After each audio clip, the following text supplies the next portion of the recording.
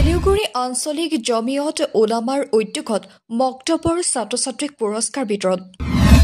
আজি ভেলিউগুৰি আল ফাতিমা জামে মছজিদত অনুষ্ঠিত হয় পুৰস্কাৰ বিতৰণী সভা।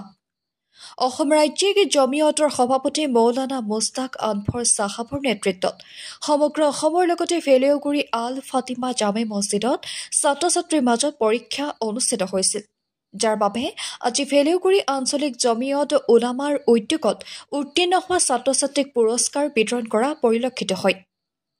আজি অনুষ্ঠানৰ 155 গৰাকী ছাত্ৰ-ছাত্ৰীক পুৰস্কৃত কৰা হয়। লগতে স্থানপ্ৰাপ্ত প্ৰতিগৰাকী ছাত্ৰ-ছাত্ৰীক ইমামসকলক চাদৰেৰে সম্বৰ্ধনা দিয়া হয়। এনেকৈ প্ৰতিগৰাকী মুছলমান লোকে মক্তবৰ শিক্ষাৰ লগত নিজৰ সন্তানক শিক্ষা দিবলৈ আগবাঢ়ি আহিবলৈ চেষ্টা কৰিব লাগে আৰু মক্তবৰ ইমামসকলৰ দৰমহা বৃদ্ধি কৰাৰ কথাও উল্লেখ কৰে। এই মুহূৰ্তত আমাৰ হাতত মন্তব্য আছে, শুনাই লৈছো।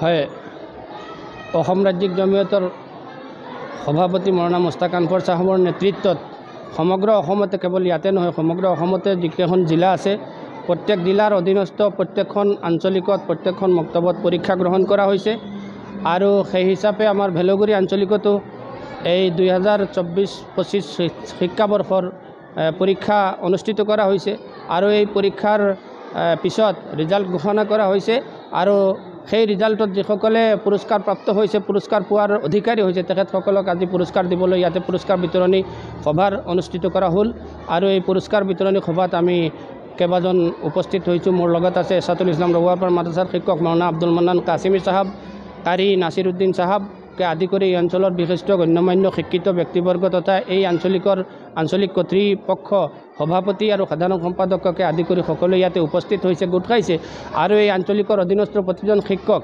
যিকেইখন মক্তব আছিলে সকলো মক্তবৰ শিক্ষক চাহেব নিজৰ নিজৰ ছাত্ৰ ছাত্ৰীসকলক লৈ ইয়াত উপস্থিত হৈছে আৰু তেখেতসকলক ছাত্ৰ-ছাত্ৰী যিসকলে স্থান পাইছে সেই স্থানপ্ৰাপ্ত ছাত্ৰসকলক পুৰস্কাৰ দি উৎসাহিত কৰাৰ কাৰণে আঞ্চলিক জমিয়তৰ আৰু আঞ্চলিক দিনী তালিমী বৰ্ডৰ ফালৰ পৰা তেখেতসকলক পুৰস্কাৰ দি পুৰস্কৃত কৰা হৈছে, যাতে কৰি মানে যিসকলে পুৰস্কাৰ পোৱা নাই তেখেতসকলৰ মাজত এটা সংকল্প আহে, তেখেতসকলে সংকল্প ল'ব পাৰে যে অনাগত দিনত ময়ো ইমান সন্মানৰ অধিকাৰী হ'ব পাৰোঁ, তাৰ কাৰণে মই মেহনত কৰিম, প্ৰচেষ্টা কৰিম, পৰিশ্ৰম কৰিম আৰু ভালকৈ মেহনত কৰি পঢ়িম আৰু পঢ়াৰ ক্ষেত্ৰত যাতে সকলোৱে লগতে আগভাগ ল'ব পাৰে, আগবাঢ়ি যাব পাৰে, তাৰ কাৰণে এই পুৰস্কাৰ বিতৰণী সভাৰ আয়োজন কৰা হৈছে। আজি 155 গৰাকী ছাত্ৰ-ছাত্ৰীক পুৰস্কাৰ 155 গৰাকী ছাত্ৰ-ছাত্ৰীৰ মাজত আজি পুৰস্কাৰ বিতৰণী প্ৰগ্ৰাম হ'ল। আচলতে দেখিব পাইছে আপোনাৰ যি স্পেচিয়েল কান্দি উঠিছিলে আপুনি মৌলানাসকল বা ইমামসকলৰ কিছু বিষয় লৈ, আচলতে কিহৰ কাৰণে আপুনি নিশ্চয়কৈ এইটো বহুত আৱেগিক কথা, মৰ্মান্তিক কথা। সকলোতে নহয়, প্ৰায় মহল্লাত দেখা যায় যে ইমাম চাহাবসকলৰ যিটো দৰমহাৰ হাৰ, যে আজিকালিৰ মূল্যবৃদ্ধি, পণ্য সামগ্ৰীৰ যিমান মূল্য আৰু দাম বৃদ্ধি হৈছে, সেই অনুপাতে আমাৰ সন্মানিত ইমাম চাহাব আৰু মক্তবৰ শিক্ষকসকলৰ দৰমহা একেবাৰে পুতৌলকা অৱস্থা। যিটো দৰমহাৰ হাৰ শুনিলে মানে ক'বলৈ লাজ লাগে।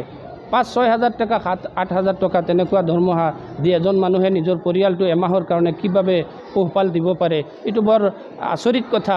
আৰু সেয়ে আজি ইমাম চাহাবসকলৰ তৰফৰ পৰা সমগ্ৰ মুছলমান জাতিলৈকে মই এইটো মেছেজ দিব বিচাৰিছোঁ, যাতে কৰি সকলো ইমাম চাহাবে ন্যায্য দৰমহা পায়, তাৰ কাৰণে সকলো যাতে আমি সজাগতা অৱলম্বন কৰোঁ।